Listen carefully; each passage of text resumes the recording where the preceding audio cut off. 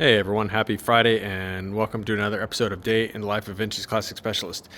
So I did not end up starting the cowlet car today and pretty much worked on it all day though. So electrical gremlins can sometimes be very time consuming. For those of you who have worked on cars and in particular worked on electrical systems know that sometimes it takes a while to chase down the issue. And that was no exception today with the horn circuit on this car. So I don't actually have a horn installed in here yet, but I put my multimeter on the two wires. So one is ground and the other is hot.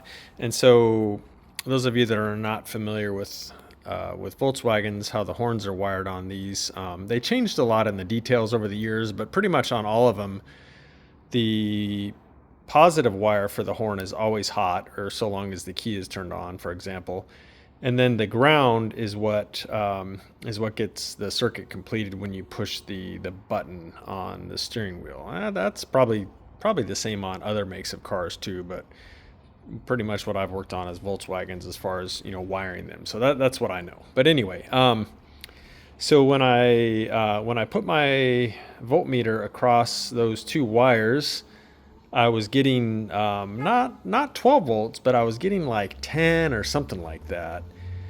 And so I started checking the ground wire, and even without the horn button pushed, or the wire at the time, I didn't have the horn button wired up, or even without the wire itself like grounded out, like simulating pushing the horn, the resistance on that wire, which should have been open, so infinite resistance, it was like 80 ohms. So it was getting a ground, but not a very good one, which makes it almost like more puzzling to figure out where that connection is. And so pretty much tore the steering column all apart and checked in there. On these late model ones, it's a really super weird setup. Basically, there's a ground wire that comes essentially from the steering box side of the car, and then a wire basically connects that side of that coupler through a wire that comes all the way up the steering column tube, and then ultimately to the horn button. And so the steering shaft itself, so the one that goes from that rubber coupler up to the steering wheel, is isolated from ground on these. And then the way it works is so unnecessarily complicated. I don't know why Volkswagen did it this way, but there's a bearing about right here that makes contact with the steering shaft, but then is isolated from like the steering column itself. Super weird setup. And then that in turn has a wire on it, and that wire is what ultimately runs to the horn itself. And so what happens is when you push the button, basically you're getting the ground all the way from like the steering box side through that wire. And then when you ground it, it basically grounds then at that point the steering shaft, which sends the ground through that bearing and then through the horn and that complete circuit. Anyway, very long-winded explanation, but kind of a weird setup. Volkswagen changed the way the horns were wired on these cars every handful of years, and some things they did were just kind of weird and unnecessarily complicated in my opinion, but whatever. Anyway, so kind of chased my tail thinking maybe it was an issue with that bearing with its wire on it, and just pretty much like beating my head against the wall. And finally, I guess what it was the steering couplers on these basically isolate the two sides of the steering. So it's this rubber puck about this big, and it's got 4 holes in it. So 2 of those holes hook up to the steering box side, and then 2 holes hook up to the steering shaft side. And so those two should be isolated from each other.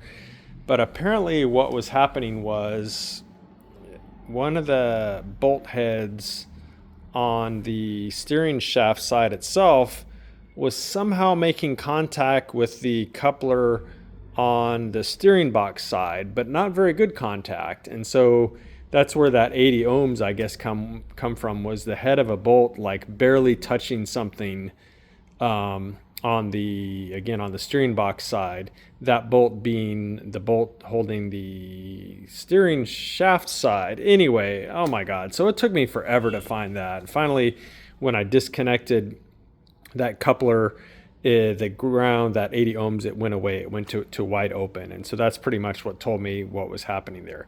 It's funny though, because looking at it, I crawled under there because I was suspecting that, and looking at it, I couldn't see that bolt, or one of those bolts, was touching anything, because I had suspected that, and I couldn't see that it actually was, but apparently it was, which is still a little baffling because I had a decent view of it and it did not look like it was touching, but whatever, that ended up being it. So a very long-winded explanation, sorry about that, but yeah, it's just one of those things. I guess my point being how long sometimes it takes to diagnose these kind of things. And so anyway, yeah, horn circuit is fixed now.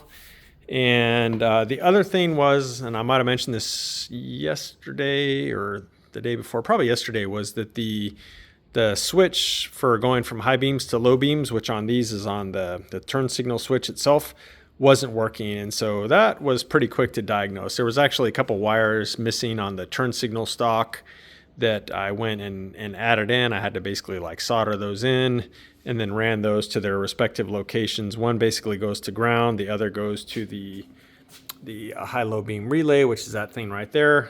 Boom, problem solved. So yeah, I took care of those. I think those were the last two wiring gremlins on the car. The other thing that I did was the turn signal cancel was not working, which it often doesn't on these cars, but since I had the steering wheel off and had the column kind of tore apart, I fiddled with it for a while and kind of like lubricated the mechanism in there and bent some of the metal in there a little bit to kind of make the cancellation a little bit easier. And now, lo and behold, if we make a turn, there it goes. And likewise, the other direction. Yep, there we go. So, yep, works now.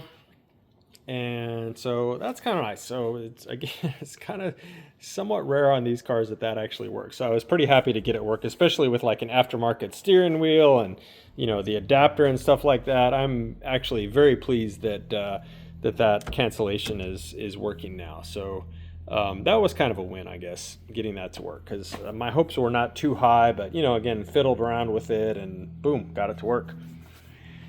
So took care of those things today, which took way more time than I would have liked, and it took way more time than I'm going to actually charge the customer, because at some point it's just kind of ridiculous how long these electrical gremlins take. But so I'll shave some time off it before I bill him, put that on his bill. So did those things, and then some other small things on the car.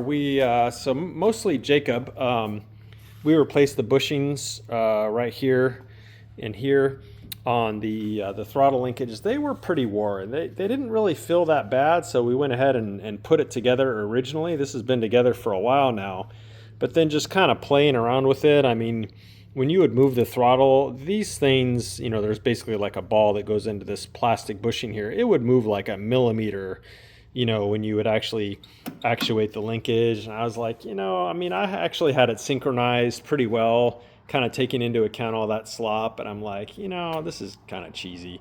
So luckily, Dave Griner over at Performance actually had some of those bushings in stock, so we picked those up.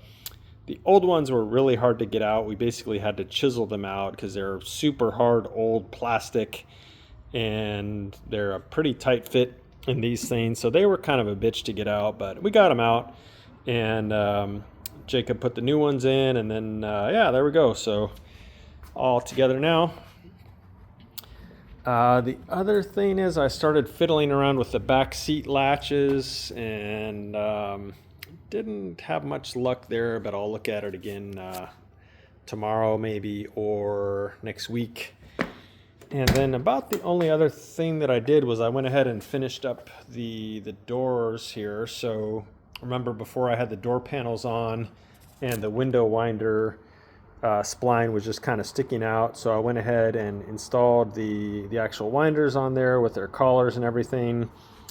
And then before, I didn't even have the material cut here for this, so I went ahead and cut the material and created the opening for this to come through, and then put on the bezels and then the finger guard, which is this black plastic part in here. So yeah, those are all done. Looking pretty good. Very happy with how this interior came out.